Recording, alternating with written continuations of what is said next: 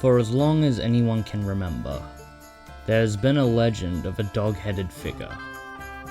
They say in times of need he would appear before you and offer you a deal. He would grant you the power to achieve your heart's desire, at the price of becoming a host for his existence, blissfully unaware of what would happen if they agreed. In the end, he takes their life force without mercy or remorse. Never intending to keep his promise, he moves from place to place to find people with enough energy to keep him alive. Many lives have been lost, time and time again. Human beings eventually gained the ability to prosper on their own. By the time this is over, there will be no need to uphold the promise.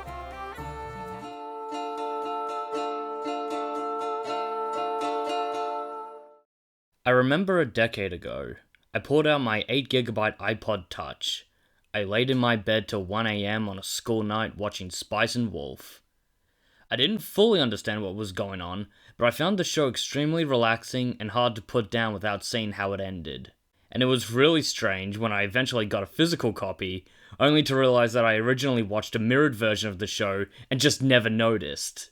For a long time now, I've just left Spice and Wolf as a pleasant memory of my anime watching life, with fondness of watching one of the few exceptional dubs from Funimation. Or so I thought. Enter Jun Fukuyama and Ami Koshimizu, power couple of the 2000s, with both their efforts earning them the first Seiyu awards from their respective roles in Code Geass. I just had to watch it in Japanese this time, I just had to. While I sit here, I realize that there's a lot more to talk about the plot of Spicy Wolf than I first thought.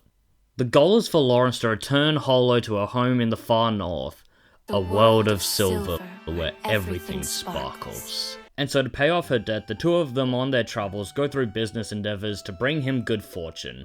But it becomes more than that as the show unfolds, revealing more and more about the world. There's always this feeling that there's something going on in the background as we mostly see from Lawrence's and Holo's point of view. There's an ongoing theme of love and marriage that gets brought up a lot in the show. It shows this side of Lawrence that under his confidence he's built up over the years, he can be indecisive about topics like love that could change his life. The multiple side characters we are introduced to bring this question up with Lawrence throughout the show, for which he never really has an answer to. Lawrence and Holo always banter to each other and carry on like an old married couple, right up until the end where he finally makes his decision, which in one way was satisfying, but also underwhelming, because they don't really get caught up in the emotion of the scene and just feels a bit rushed to fit the runtime of the episode. It's also thematically appropriate that they even walk out of a church together in the very next scene. It's also good to note that you notice some little details in the characters the more times you watch it. Especially Holo, who as a 700-year-old wolf has problems making relationships with humans because she outlives them, which is shown by the instances that Lawrence and Holo spend the nights together. She brings up that she feels lonely and is scared of the knowledge that the ones she cares about will all eventually die, leaving her all alone over and over again. This is shown to us in a recurring dream that she keeps having of Lawrence becoming a pile of bones, even bringing her to tears on some occasions, leading her to be so disturbed that out of desperation, this is a spoiler by the way, she pleads to Lawrence to make love to her so she can bear a child just to help her escape that never-ending cycle of loneliness. Which then leads me to my next point, language. The choice for which language option is really weird, because Lawrence in Japanese makes him come across as youthful and inexperienced. I understand he's 25, but the youthfulness of his voice courtesy of Jun Fukuyama really fits. While in English, Tatum makes Lawrence sound a lot older and wiser when he speaks, so when he makes a mistake it breaks his character. Holo in Japanese sounds young, but talks like an old lady, while her English counterpart makes her sound wise and British and fully up herself. This is just bias on my part, but Holo in Japanese is a much better fit with how Ami Koshimizu portrays the role of Holo, especially with how playful she makes her sound and complementing with how she's animated. While Brina Palencia's job was serviceable, she doesn't really have that flair that really reflects the character. And this is coming from someone who's watched the English dub first. While technically there isn't really anything wrong with watching it in English, it isn't my preferred choice anymore. It's worth mentioning the score for the show handles its use of music nicely. I'm a fan of the opening and how while it's a very relaxing song, it also gives off this almost haunting and sad feeling from how the vocals were sung. The music that was played throughout the show is quite unique and fits in with the medieval setting. The use of string instruments was also a nice touch and draws you into its world. While on the topic of production, oddly enough, Spice and Wolf had a studio change for its second season.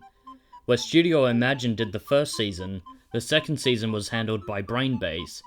And my thoughts on Brainbase are a bit, Watching the show back to back, you notice a slight difference in the way they made it. Their eyes are a lot bigger than they were in the first season. And certain shots from the first season were also redone, like for example the confrontation with Chloe and Hollow turning into a wolf. It's not too bad, and it's certainly a much better take than lazily slapping already existing footage over a completely new show instead of reanimating it. Bringing this review to a close, Spice and Wolf is a fascinating tale of love and hardship, complete with an interesting cast of characters, pleasant soundtrack, and animation that still holds up despite the change in studio. And while the ending is sadly abrupt, I still recommend watching just for the experience and the journey that Lawrence and Hollow go through. Let us hope that one day Hollow will bless our anime library once more, even as unlikely as it may be. Though if you can't wait, then the light novel is all finished in English, and is purchasable at your leisure. Unfortunately here in Australia, it's out of print, so